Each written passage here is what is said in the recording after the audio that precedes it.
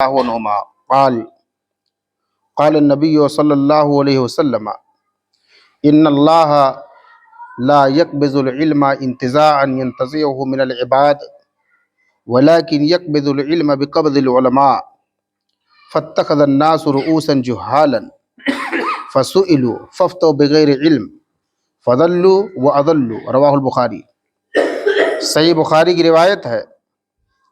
حضرت عبداللہ ابن عمرو ابن العاص رضی اللہ عنہما روایت کے راوی ہیں۔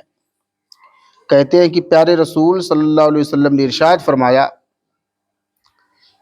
اللہ تبارک و تعالی علم کو اچانک بندوں سے نہیں اٹھائے گا کہ کوئی شخص زندہ ہے، عالم دین زندہ ہے اور اس کے ذہن و دماغ سے علم غائب ہو جائے، ایسا نہیں ہوگا، اور ایسا اچانک بھی نہیں ہوگا، بلکہ کیا ہوگا، ولیکن یقبض العلم بقبض العلماء،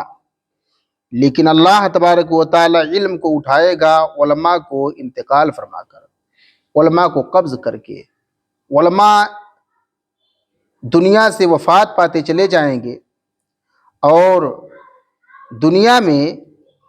ایک وقت ایسا آئے گا، رسول اکرم صلی اللہ علیہ وسلم نے فرمایا، حتی اذا لم یبقی عالما، یہاں تک کہ جب کوئی عالم نہیں بچے گا، فاتخذ الناس رؤوسا جہالا، تو لوگ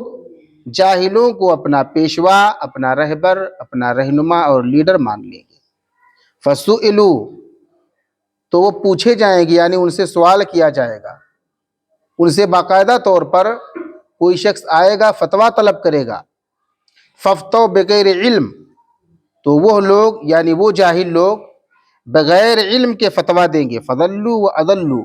تو وہ خود بھی گمراہ ہوں گے اور دوسروں کو بھی گمراہ کریں گے۔ آپ تصور کیجئے، دیکھیے جناب محمد رسول اللہ صلی اللہ علیہ وسلم نے فرمایا،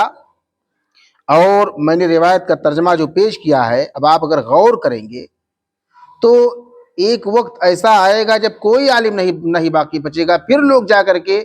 جاہلوں کو اپنا رہنما اور رہبر بنائیں گے، لیکن بر وقت ایسی حالت اور پوزیشن نہیں ہے۔ بہت سارے بڑے بڑے اولو العزم علماء، بہترین مائع ناز علماء موجود ہیں، لیکن عظیم علماء کی موجودگی کے باوجود لوگ اپنا رہبر اور لیڈر ابھی بھی جاہلوں کو بنا لیتے ہیں، یعنی علماء کے ہونے کے باوجود لوگ جاہلوں کو اپنا لیڈر بنا لیں گے۔ جو دینی عہدے ہیں، جو مدارس، مساجد اور جامعات کی ذمہ داریاں ہیں، وہ آدمی بہت بڑے سیٹ، بھنگار کا بہت بڑا سیٹ ہے، اس کو دے دیا۔ جو بہت بڑا کمانے والا کسی کارخانے کا مالک ہے، اس کو بنا دیتے ہیں۔ میں اپنے یہاں نہیں ذکر کر رہا ہوں میرے بھائی، ہمارے یہاں الحمدللہ، میں جب سے آیا ہوں اللہ عالم، اس سے پہلے کا تو نہ میں نے پوچھا ہے نہ میں نے جانا ہے، لیکن الحمدللہ پڑھے لکھے لوگ، اتنے پڑھے لکھے لوگ ہوتے ہیں جو حساب کتاب کر لے جائے، اور علماء تک ہماری کمیٹی سے جڑے، ہمارے یہاں والے، یہ نہیں کہ ہمارے یہاں والے سوچے میں ذکر کر رہا ہوں، عام طور پر میں نے دنیا میں دیکھا ہے، جہاں جہاں میں دیکھا ہوں، عام طور پر مساجد اور جامعات جو ادارے چلتے ہیں، ان کا ذمہ دار کون ہوتا ہے؟ سیٹھ۔ اور جس سیٹھ نے جس عالم کو رکھا ہے، اس عالم سے آدمی بعد میں پوچھنے جائے گا، سیٹھ صاحب سے پہلے پوچھ بیٹھا۔ اور چونکہ آپ کے پاس ایک عہدہ ہے، عالم موجود ہے اور عالم سے پوچھا گیا ہے، لیکن چونکہ ذمہ داری آپ کو دے دی گئی ہے، لوگوں نے آپ کو طے کر لیا ہے، آپ ایک عہدے دار ہیں، تو آدمی وہی سوال کا جواب دینا شروع کر دیتا ہے۔ پوچھا گیا ہے مجھ سے، یا پوچھا گیا ہے شیخ سے، پوچھا گیا کسی عالم دین سے، لیکن جاہل صاحب اٹھ کر کے جواب دینا شروع کر دیے اور اپنا بتلانا شروع کر دیے۔ اور جانتے ہیں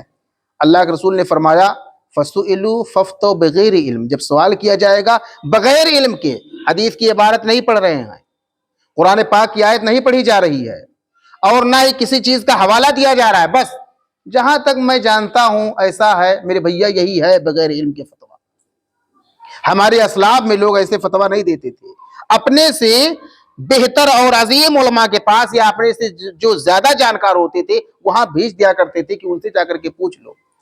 اس لیے ہم تمام لوگوں کو بچنا چاہیے، احتراز کرنا چاہیے،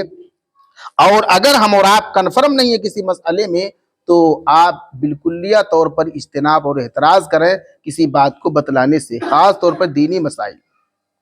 اگر آپ ڈاکٹر ہیں، انجینئر ہیں، فلسفی ہیں اور بہت بڑے سیٹ ہیں، لیکن اگر آپ کے پاس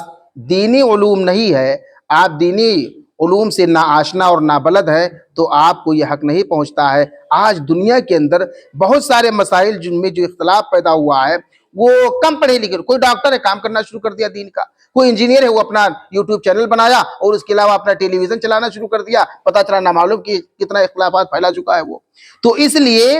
اب آج کے زمانے میں اور بڑے سے بڑا فتنہ، انڈیا سے لے کر کے پاکستان تک ایک سے بڑے بڑے فتنے، بڑے بڑے لوگ آ رہے ہیں، جبکہ وہ حقیقی طور پر دینی جامعات سے فارغ نہیں ہیں، لیکن بیڑا اٹھا لیا ہے، اب وہ ڈبا رہے ہیں قوم کو۔ اس لیے ہم کو، آپ کو، دنیا کے تمام مسلمانوں کو یہ چاہیے کہ ہم اور آپ